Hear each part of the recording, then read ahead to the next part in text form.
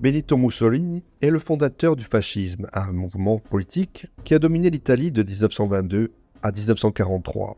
S'inspirant du nationalisme, du populisme et de la violence, Mussolini a voulu restaurer la grandeur de l'Empire romain en conquérant des territoires en Afrique et en Europe. Mais sa politique expansionniste et répressive a entraîné de nombreux crimes de masse et violations des droits de l'homme, notamment contre les opposants politiques, les populations colonisées et les Juifs. On peut ainsi citer le massacre de milliers d'Éthiopiens lors de la Seconde Guerre italo-éthiopienne, où il a fait utiliser des armes chimiques, créant également des camps de concentration où les soldats italiens procédaient à des exécutions sommaires. On lui doit de plus la déportation et l'extermination de milliers de Slovènes dans des camps comme celui de Rab, en pratiquant la politique de la terre brûlée et des représailles contre les partisans, sans compter la persécution et l'exil des homosexuels considérés comme une menace pour la race italienne. Enfin, allié à Hitler pendant la Seconde Guerre mondiale, Mussolini a participé à la Shoah en adoptant des lois antisémites et en livrant des juifs aux nazis. Dans cette vidéo, nous allons revenir sur le parcours de Mussolini, sur sa prise de pouvoir en Italie et sur les conséquences de son régime pour les Italiens et le reste du monde. Bon visionnage.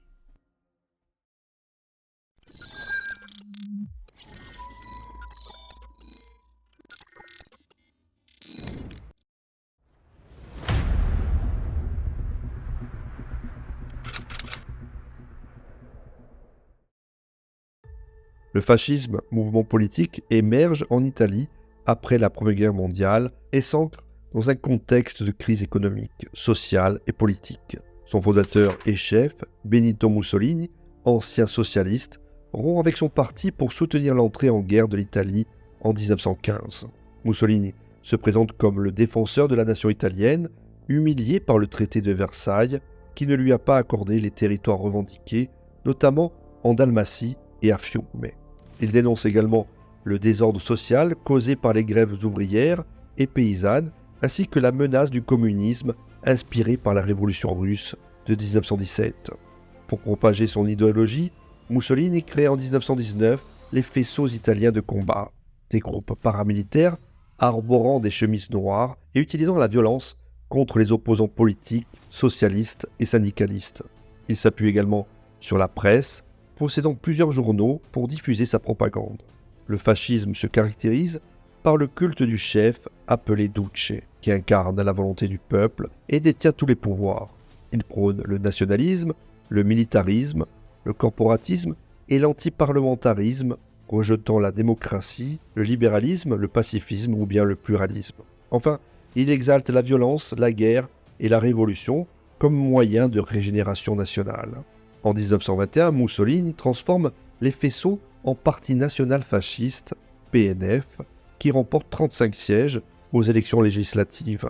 Il bénéficie du soutien des classes moyennes, des industriels, des propriétaires terriens ou bien de l'Église catholique, qui voit en lui un rempart contre le chaos et le bolchevisme. Profitant de la faiblesse et de la division des partis démocratiques, qui ne parviennent pas à former un gouvernement stable, Mussolini décide en octobre 1922 d'organiser un coup d'État. Rassemblant environ 30 000 fascistes à Naples, il leur ordonne de marcher sur Rome, la capitale, pour réclamer le pouvoir. Le roi Victor Emmanuel III, craignant une guerre civile, cède à ses exigences et le nomme président du Conseil le 29 octobre 1922. Mussolini consolide rapidement son pouvoir par la force, obtenant du Parlement les pleins pouvoirs pour un an, ce qui lui permet de promulguer des lois sans contrôle. Il dissout les partis politiques, les syndicats et les associations, instaure un parti unique, le PNF, crée une police secrète, l'OVRA, et une milice fasciste pour réprimer toute opposition. La presse, l'éducation et la culture sont censurées et la propagande fasciste imposée. La Constitution et le système électoral sont modifiés pour renforcer son pouvoir personnel et celui du parti. Mussolini se fait proclamer chef du gouvernement, du parti et des forces armées. Dès 1925, Mussolini établit une dictature fasciste en Italie qui durera jusqu'en 1943. Il poursuit son rêve impérialiste en envahissant l'Éthiopie, l'Albanie et la Grèce et s'allie à l'Allemagne nazie d'Hitler, partageant ainsi la responsabilité de la Seconde Guerre mondiale et de ses crimes.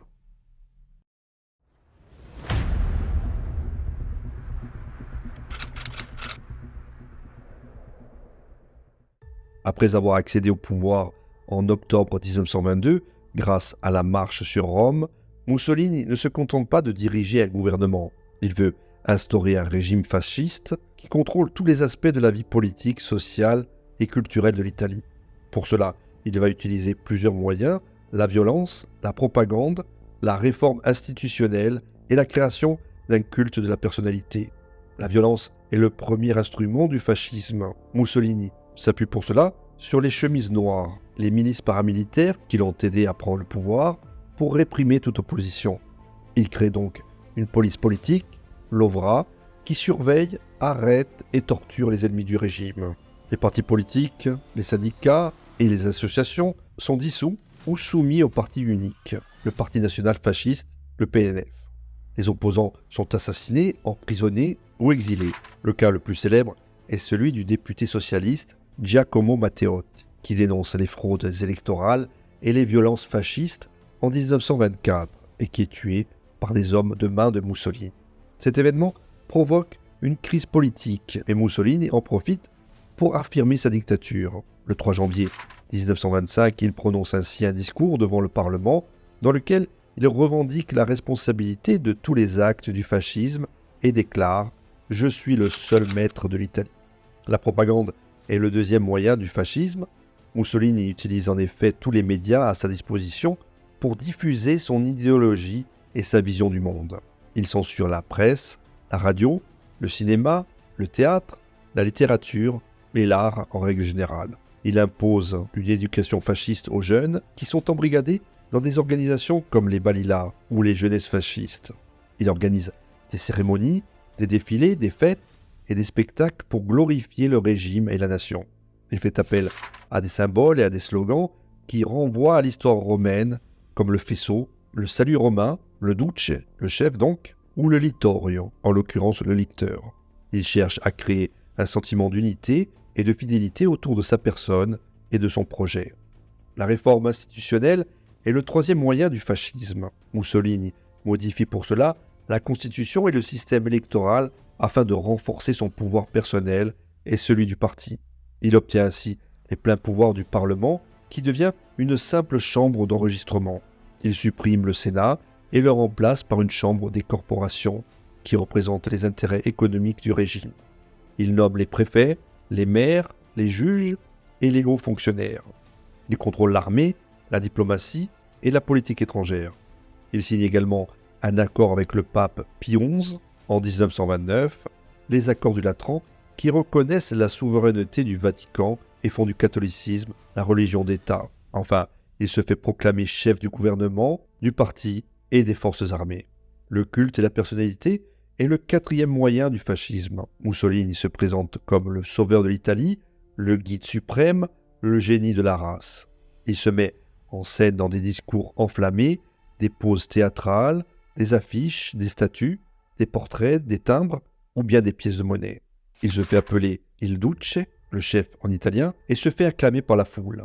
Il se fait attribuer des qualités exceptionnelles comme la force, le courage, la sagesse ou bien la clairvoyance. Il se fait comparer à des figures historiques comme Jules César, Napoléon ou bien Garibaldi. Il se fait également associer à des symboles comme l'aigle, le lion ou le soleil. Enfin, il se fait représenter comme le père de la nation, le protecteur du peuple et le défenseur de la civilisation.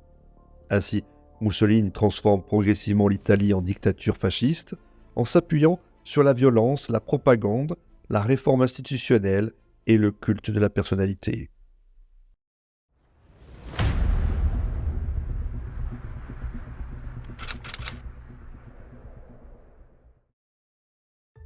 Les lois raciales sont un ensemble de mesures discriminatoires et répressives adoptées par le régime fasciste de Mussolini en 1938 sous l'influence de l'Allemagne nazie. Elles visent principalement les juifs, mais aussi les homosexuels, les métis et les opposants politiques. Les lois racistes sont le résultat d'un virage idéologique du fascisme qui se rallie à la doctrine du racisme et de l'antisémitisme. Mussolini, qui n'était pas originellement hostile aux juifs, change d'attitude à partir de 1936 quand il se rapproche d'Hitler et intervient en Éthiopie. Il cherche à affirmer la supériorité de la race italienne et à justifier sa politique expansionniste et impérialiste. Les lois raciales se fondent sur des prétendues bases scientifiques qui prétendent démontrer l'existence de la race italienne et son appartenance au groupe des races aryennes. Elles s'appuient aussi sur des références historiques qui renvoient à l'héritage de l'Empire romain et à la lutte contre les ennemis de l'intérieur. Les lois raciales se traduisent par une série de décrets et de lois qui excluent les juifs de la vie publique et privée.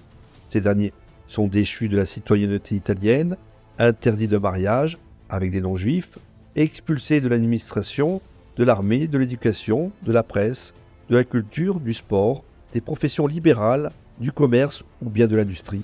Ils sont contraints de vendre leurs biens à bas prix, de porter l'étoile jaune, de se recenser et de vivre dans des quartiers séparés.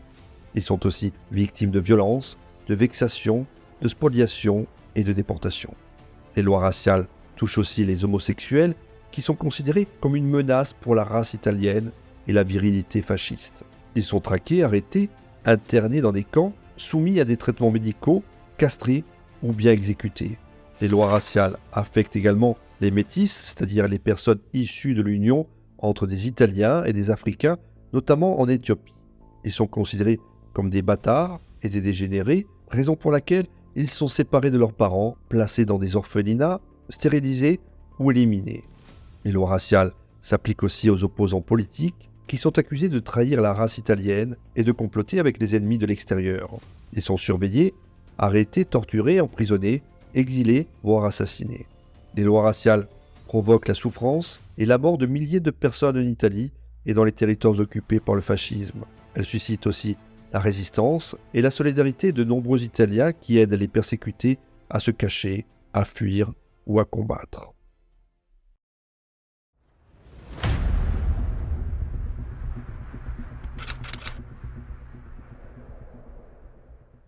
La propagande fasciste utilisait tous les médias disponibles à l'époque pour atteindre le plus large public possible. La presse écrite, la radio, le cinéma, le théâtre, la littérature, l'art, la musique, ou bien l'architecture, l'éducation ou le sport. Tous ces domaines étaient donc soumis au contrôle et à la censure du régime qui imposait sa ligne éditoriale et sa propagande. La presse écrite, par exemple, était dirigée par le ministère de la Culture populaire, qui fixait les directives et les consignes à suivre par les journalistes. Les journaux devaient donc publier quotidiennement des articles élogieux sur Mussolini, ses discours ou bien ses réformes. Ils devaient aussi relayer les informations officielles sur la situation intérieure et extérieure de l'Italie en occultant ou en déformant les faits négatifs ou contraires aux intérêts du régime. Les journaux devaient aussi diffuser des images et des caricatures qui glorifiaient le fascisme et ridiculisaient ses ennemis. La radio était un autre moyen de propagande efficace car elle permettait de toucher un large auditoire, y compris les analphabètes et les ruraux. Le régime fasciste créa en 1927 l'EIAR pour Ente Italiano per le Audizioni Radiofoniche, qui avait le monopole de la diffusion radiophonique en Italie. L'EIAR diffusait des programmes variés, comme de la musique, des divertissements, des informations ou bien des émissions culturelles. Mais tous les programmes étaient imprégnés de propagande fasciste qui vantait les réalisations et les projets du régime, exaltait le nationalisme et le militarisme, diffusait des discours de Mussolini ou bien d'autres dignitaires. La radio était aussi utilisée pour diffuser des messages de mobilisation et de soutien au régime, notamment pendant la guerre d'Éthiopie et la Seconde Guerre mondiale. Le cinéma était un autre média de propagande très utilisé par le fascisme car il avait un fort impact visuel et émotionnel sur les spectateurs. Le régime fasciste créa en 1934 le Cinecittà, un complexe cinématographique qui devait rivaliser avec Hollywood. Le Cinecittà produisait des films de différents genres, comme des comédies, des drames, des péplums ou bien des documentaires. Mais tous ces films devaient respecter les normes et les valeurs du fascisme, qui étaient imposées par la censure et par le centre expérimental de cinématographie qui formait les réalisateurs et les acteurs. Les films devaient donc glorifier le passé et le présent de l'Italie, mettre en scène des héros fascistes, valoriser la famille, le travail, la discipline ou bien la loyauté. Ils devaient aussi dénigrer les ennemis du régime comme les communistes, les juifs, les démocrates ou bien les étrangers. Le théâtre, la littérature, l'art, la musique, l'architecture étaient également des domaines soumis à la propagande fasciste qui cherchait à imposer un style et un contenu conforme à l'idéologie du régime. Le théâtre, par exemple, devait éviter les sujets controversés ou critiques et privilégier les pièces historiques, patriotiques ou bien comiques. La littérature, quant à elle, devait exalter les valeurs et les mythes du fascisme, comme la romanité, le colonialisme ou bien le corporatisme. L'art, la musique, l'architecture devaient refléter le goût et l'esthétique du régime, qui mêlait le classicisme, le modernisme et le monumentalisme. L'éducation était un autre secteur stratégique pour la propagande fasciste, qui visait à former les jeunes générations à l'esprit et aux principes du régime. Le fascisme créa des organisations de jeunesse comme les Balila, les avant-gardistes et les jeunesses fascistes, qui encadraient les enfants et les adolescents de 6 à 18 ans. Les organisations leur inculquaient la discipline, le respect, l'obéissance, le patriotisme ou bien le militarisme. Elles leur faisaient aussi pratiquer des activités sportives, culturelles ou bien sociales. Elles leur faisaient aussi prêter serment de fidélité au Duce et au fascisme. Le système scolaire était également soumis à la propagande fasciste qui modifiait les programmes, les manuels ou bien les méthodes d'apprentissage. Les enseignants devaient être membres du parti fasciste, porter l'uniforme et saluer le Duce. Les enfants devaient apprendre l'histoire, la géographie, bien la littérature, bien évidemment selon la vision du régime. Ils devaient aussi chanter des hymnes, réciter des slogans et participer à des cérémonies. Le sport était un autre domaine de propagande fasciste qui servait là encore à promouvoir la santé, la force, la compétition ou bien la coopération. Le régime fasciste créa en ce sens en 1927 le CONI, pour Comitato Olimpico Nazionale Italiano, qui avait le monopole de l'organisation et du contrôle du sport en Italie. Le CONI encourageait la pratique du sport à tous les niveaux, du loisir à la compétition. Il soutenait aussi les athlètes italiens qui participaient aux événements internationaux comme les Jeux Olympiques, les Championnats du Monde ou bien les Coupes d'Europe.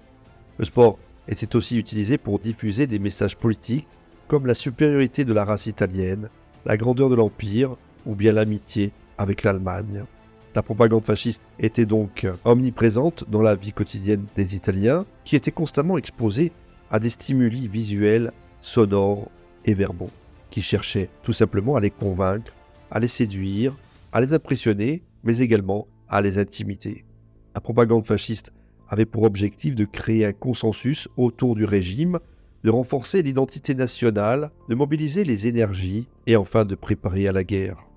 La propagande fasciste avait aussi pour effet de réduire la liberté d'expression, de pensée, de critique et de contestation. Elle était donc un instrument de pouvoir, de manipulation et de domination.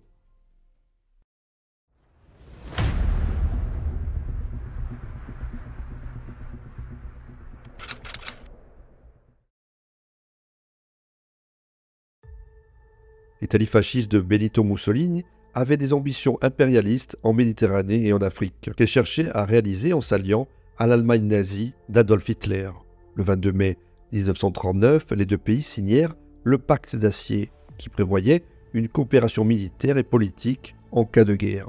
Cependant, lorsque la Seconde Guerre mondiale éclata en septembre 1939, l'Italie se déclara neutre, estimant qu'elle n'était pas prête à entrer en conflit.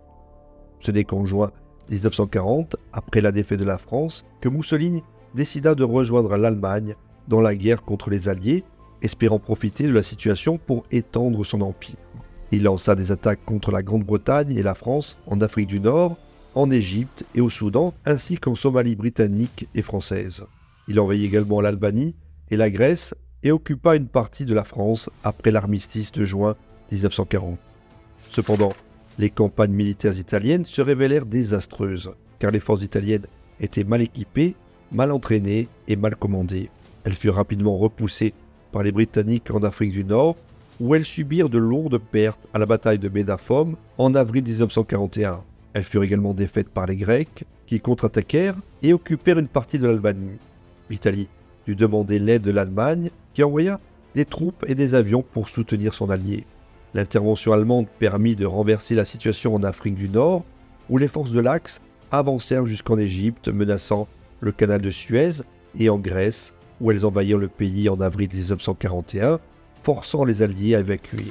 L'Italie put ainsi annexer ou occuper une partie de la Grèce, de la Yougoslavie, de la Corse, de la Tunisie et du Dodécanèse.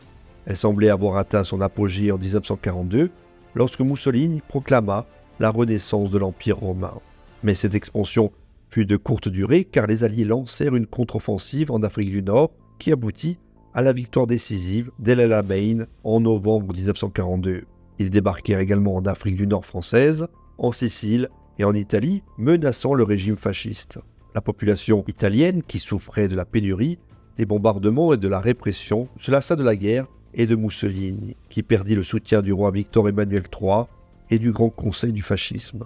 Le 25 juillet 1943, Mussolini fut destitué et arrêté sur l'ordre du roi, qui nomma le maréchal Pietro Badoglio comme chef du gouvernement.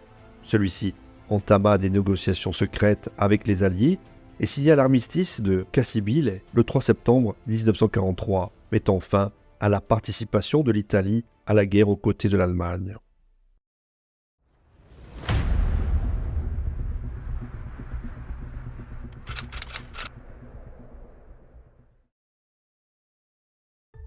L'Éthiopie était l'un des rares pays d'Afrique à avoir résisté à la colonisation européenne. Elle avait même infligé une défaite humiliante à l'Italie à la bataille d'Adoua en 1896. Mussolini, qui voulait créer un nouvel empire romain en Afrique, décida de venger cet affront et de conquérir l'Éthiopie.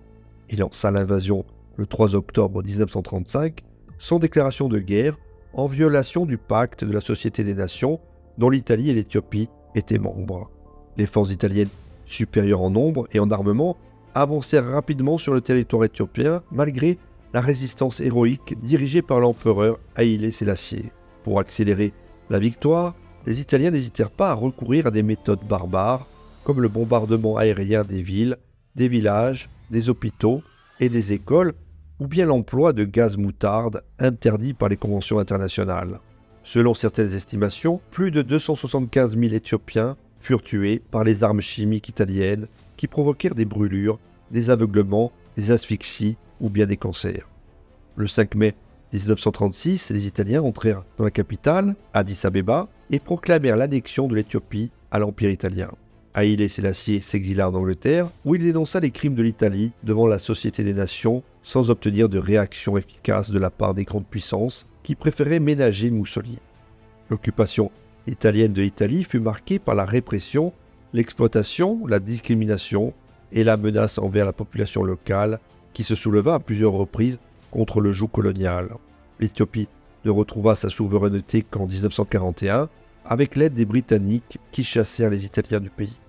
L'Italie, qui avait envahi l'Albanie, tenta de faire de même avec la Grèce en octobre 1940, mais se heurta à une résistance farouche de la part des Grecs qui repoussèrent les Italiens en Albanie.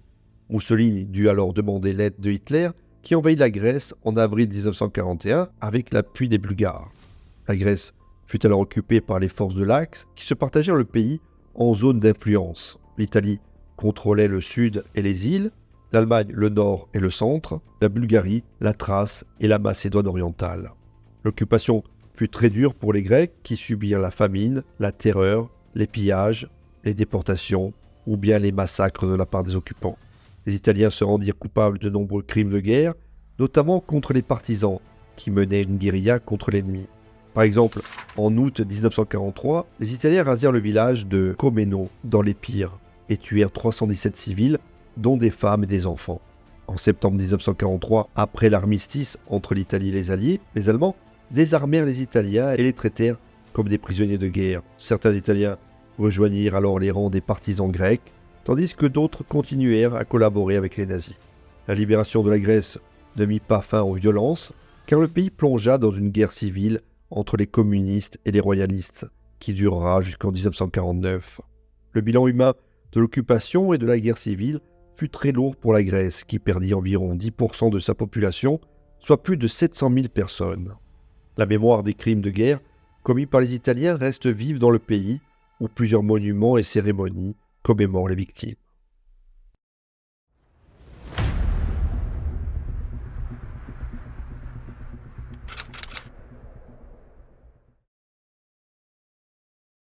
L'OVRA, acronyme de Organizzazione di Vigilanza e Repressione dell'Antifascismo, en français organisation de surveillance et de répression de l'antifascisme, fut créée en 1927 par Mussolini, qui confia sa direction à Arturo Bocchini, le chef de la police. Son objectif était de traquer, infiltrer, espionner et éliminer tous les ennemis du régime, qu'ils soient réels ou supposés, en Italie ou à l'étranger. Lovra disposait d'un vaste réseau d'agents, d'informateurs, de délateurs et de collaborateurs qui s'immisçaient dans tous les domaines de la vie sociale, politique, culturelle et religieuse. Elle utilisait des méthodes brutales comme la torture, les enlèvements, les assassinats, les procès truqués, les internements ou bien les exils et les déportations. Lovra fut particulièrement active dans la répression des mouvements ouvriers, socialistes, communistes, anarchistes, syndicalistes et républicains qui constituaient le principal foyer de résistance au fascisme. Au final, à tous ceux qui exprimaient une opinion critique ou différente de celle du Duce. Elle n'hésita pas à recourir au terrorisme d'État en organisant des attentats à la bombe, des incendies, des sabotages, des fausses accusations ou bien des campagnes de diffamation. Lovra fut également impliquée dans les crimes de masse commis par l'Italie dans ses colonies africaines, notamment en Éthiopie, où elle participa au génocide des populations locales en utilisant des armes chimiques, des avions, des mitrailleuses ou bien des camps de concentration. Elle fut aussi responsable des massacres de civils en Grèce, en Yougoslavie, en France et dans d'autres pays occupés par l'Italie pendant la Seconde Guerre mondiale. L'existence de Lovra ne fut connue du public qu'à partir de décembre 1930, lorsque l'agence Stefani diffusa, selon les indications de Mussolini lui-même, la nouvelle que la section spéciale OVRA de la Direction générale de la police d'État avait, je cite, mis au jour une organisation clandestine qui tramait des actions délictueuses contre le régime. Cette annonce visait à intimider les opposants et à renforcer l'image de Mussolini comme le sauveur de la nation. En réalité, Lovra n'avait pas découvert de véritables complots, mais avait fabriqué de fausses preuves et arrêté des innocents. Lovra cessa d'exister en 1943, après la chute de Mussolini et l'armistice entre l'Italie et les Alliés. Son chef, Bocchini, mourut en novembre 1940 et fut remplacé par Carmine Senise, qui fut arrêté et jugé après la guerre. La plupart des archives de Lovra furent détruites ou dispersées, ce qui rend difficile l'évaluation exacte de son bilan et de son impact. On estime qu'elle aurait arrêté environ 25 000 personnes, dont 10 000 furent condamnées à des peines de prison ou d'exil, 4 000 étant exécutés. Elle aurait aussi compté environ 100 000 informateurs, soit 1% de la population italienne de l'époque. Lovra fut l'un des instruments les plus sinistres et les plus efficaces du fascisme italien, qui instaura un régime de terreur et de violence, qui viola les droits humains et les libertés fondamentales et qui porta atteinte à la dignité et à la souveraineté du peuple italien.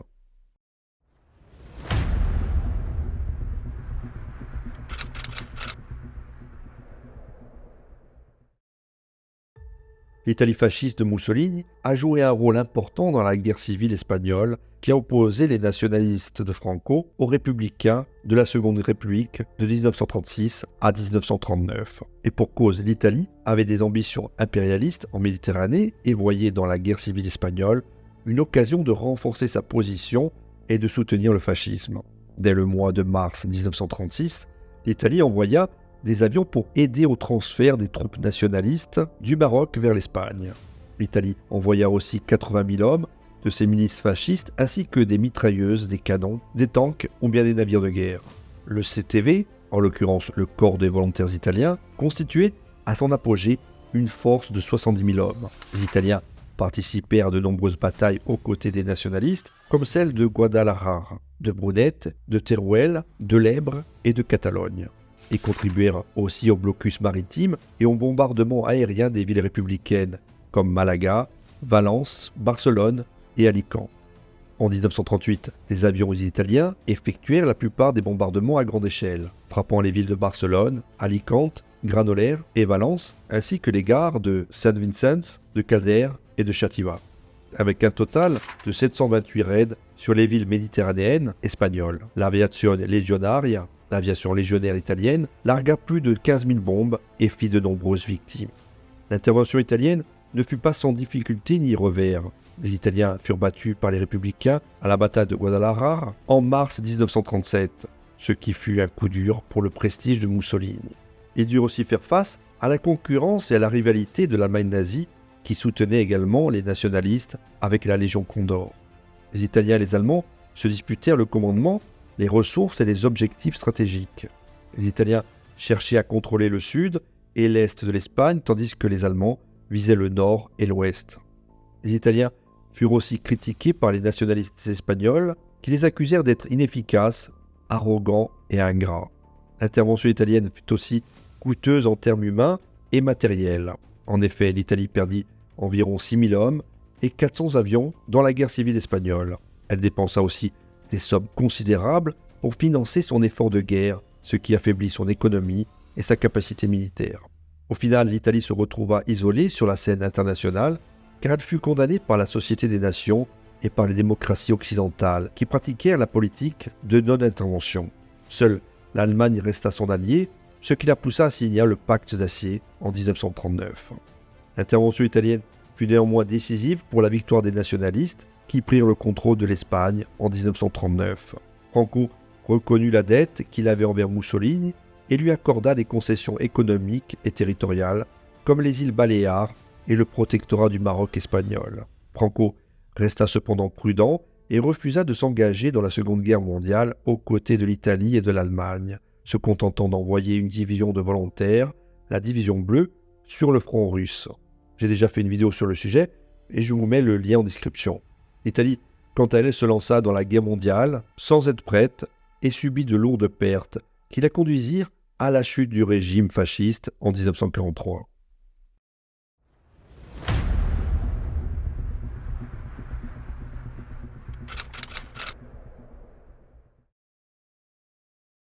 Après la chute de Mussolini et l'armistice entre l'Italie et les Alliés en septembre 1943, le nord et le centre de l'Italie furent occupés par les troupes allemandes qui libérèrent Mussolini et installèrent la République sociale italienne, un État fantoche nazi-fasciste.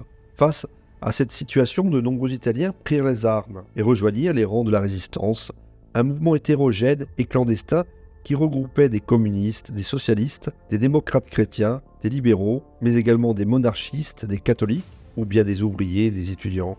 Leur objectif à tous était de libérer le pays du joug de l'occupant et du fascisme en collaboration avec les Alliés. La résistance se manifesta sous différentes formes comme la grève, la propagande, le sabotage, l'espionnage, l'aide aux prisonniers et aux réfugiés ou bien la guérilla. Les partisans, comme on appelait les combattants de la résistance, organisèrent des groupes armés appelés brigades qui opéraient dans les montagnes, les campagnes et les villes. Ils menèrent des actions de harcèlement et de diversion contre les forces de l'Axe en attaquant des convois, des ponts, des dépôts, des casernes, des postes de commandement ou bien tous les symboles du pouvoir fasciste. Ils participèrent aussi à la libération de certaines zones du territoire en établissant des administrations provisoires et en organisant des services publics. La résistance fut un facteur décisif pour la victoire des Alliés et la chute du régime fasciste en Italie. Elle contribua à affaiblir et à démoraliser l'ennemi, à ralentir sa progression et à faciliter l'avancée des troupes alliées. Elle représenta aussi un exemple de courage, de sacrifice et de solidarité qui inspira le peuple italien et lui permit de retrouver sa dignité et sa liberté.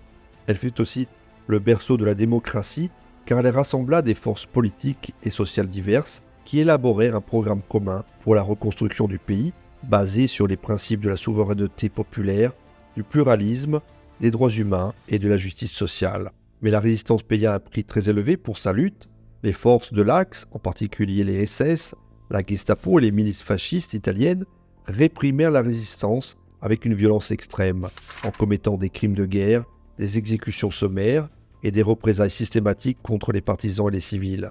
Ils appliquèrent la politique de la terre brûlée en détruisant des villages, des ponts, des routes, des usines, des églises, des écoles ou bien des hôpitaux. Ils pratiquèrent aussi la politique du ratio, en tuant 10 civils pour chaque soldat allemand tué par les partisans et 50 pour chaque officier. Ils organisèrent des rafles, des tortures, des déportations et des massacres de masse en visant surtout les zones où la résistance était plus active et plus populaire.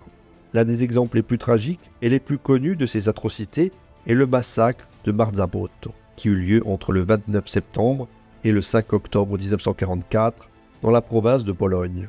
Il fut perpétré par la 16e division SS Panzergrenadier, commandée par le général Max Simon, qui avait pour mission de réprimer la résistance dans la région de l'Apennin tosco-émilien. Les SS, aidés par des fascistes italiens, encerclèrent et attaquèrent plusieurs villages situés le long de la vallée du Reno, où se trouvaient des partisans et des civils. Ils tuèrent sans pitié tous ceux qu'ils rencontrèrent, sans distinction d'âge, de sexe ou de condition. Ils brûlèrent les maisons, les étables, les récoltes et les animaux. Également, ils violèrent les femmes et les filles. Ils profanèrent les cadavres et les lieux de culte. Ils commirent des actes de cruauté inouïs, comme éventrer les femmes enceintes, empaler les enfants ou bien décapiter les hommes. Selon les estimations, le massacre de Marzabotto fit environ 770 victimes, dont 216 enfants, 316 femmes et 142 personnes âgées. Le massacre de Marzabotto ne fut pas le seul, ni le plus sanglant de la guerre civile italienne. D'autres massacres eurent lieu dans d'autres régions, comme celui de Santa Anna di Stazzema, en Toscane, où 560 civils furent tués par les SS le 12 août 1944, ou celui des Fosses Ardeatines, à Rome, où 335 otages furent fusillés par les nazis le 24 mars 1944, en représailles à un attentat commis par les partisans la veille. Au total, on estime que les représailles des forces de l'Axe contre les partisans et les civils firent environ 15 000 morts en Italie. Ces massacres sont restés gravés dans la mémoire collective des Italiens, qui les commémorent chaque année dans des cérémonies, des monuments et des musées. Ils sont aussi le symbole de la barbarie du fascisme et du nazisme et de la nécessité de défendre les valeurs de la résistance et de la démocratie.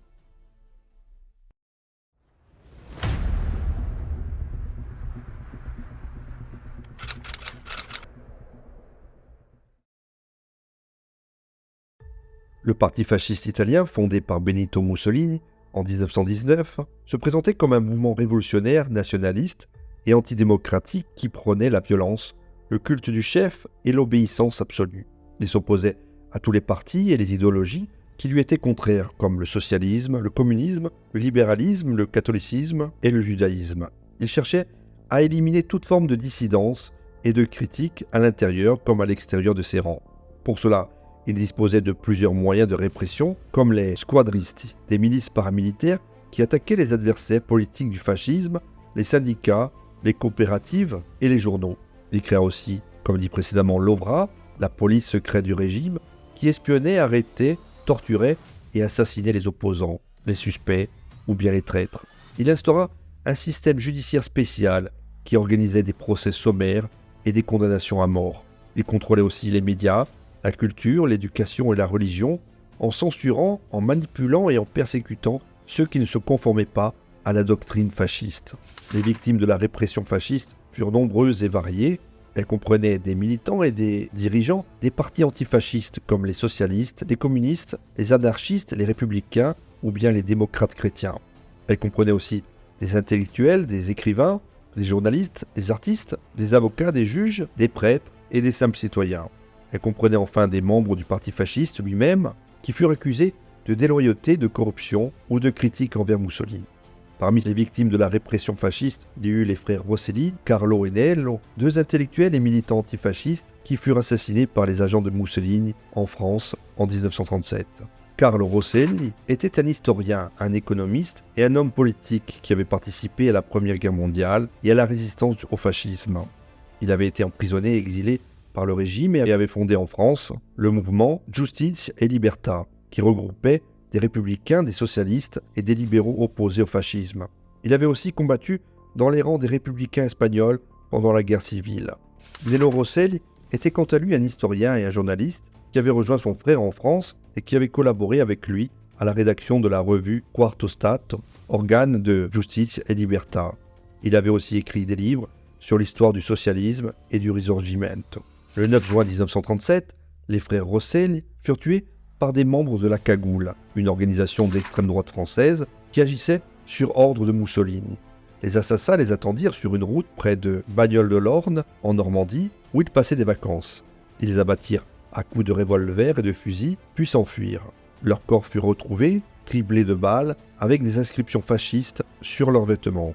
Le crime provoqua une vive émotion en France et en Italie, où les frères Rosselli furent considérés comme des martyrs de la liberté.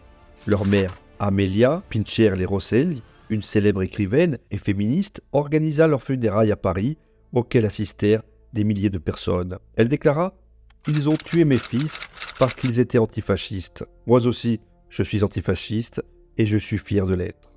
Les frères Rosselli ne furent pas les seules victimes de la répression fasciste. D'autres personnalités, comme le général Emilio De Bono, le maréchal Italo Balbo, le comte Galeazzo Ciano, le duc Giovanni Amendola, le sénateur Alberto Beneduce, le journaliste Giacomo Matteotti, le poète Gabriel D'Annunzio, le philosophe Benedetto Croce et le cardinal Pietro Gaspari furent victimes de la répression, de la censure, de l'exil, de l'attentat ou de l'exécution. Leur sort témoigne de la nature tyrannique et impitoyable du régime fasciste qui ne tolérait aucune divergence ni aucune contestation.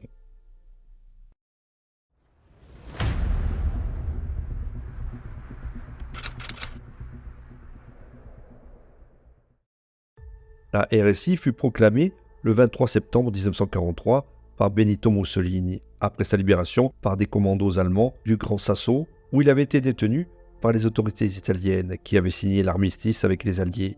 La RSI se présentait comme le successeur légitime du régime fasciste, mais en réalité, elle n'était qu'un État fantoche sous la tutelle du Troisième Reich. Elle ne contrôlait qu'une partie du nord de l'Italie, tandis que le reste du pays était occupé par les Allemands ou libéré par les partisans et les forces alliées.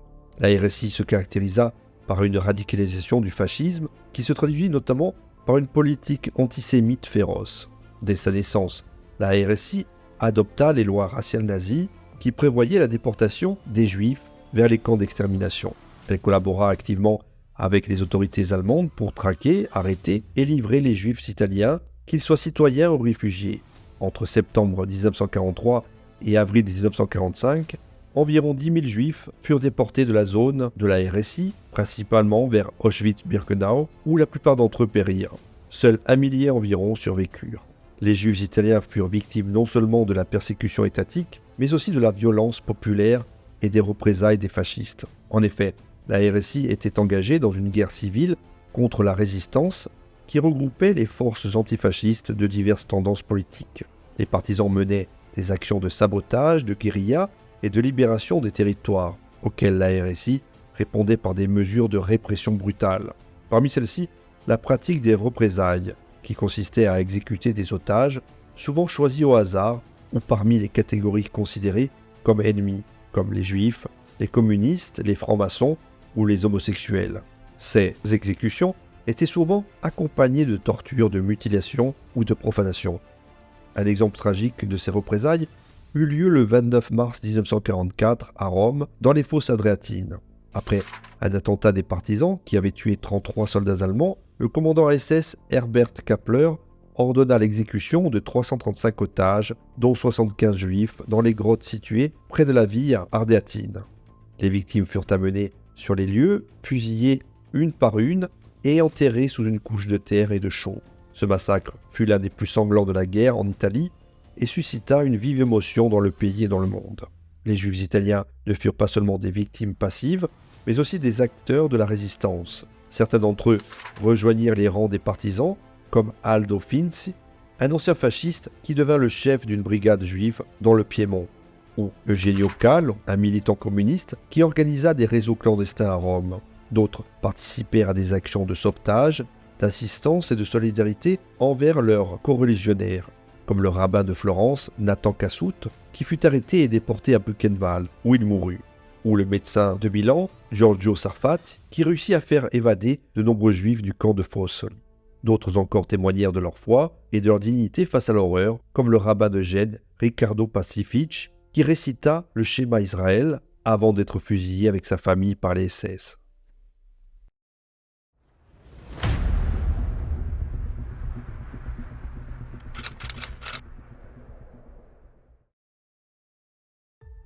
La République sociale italienne, en l'occurrence la RSI, fut le dernier régime politique de l'Italie fasciste fondé par Benito Mussolini en septembre 1943 après sa destitution et son arrestation par le roi Victor Emmanuel III.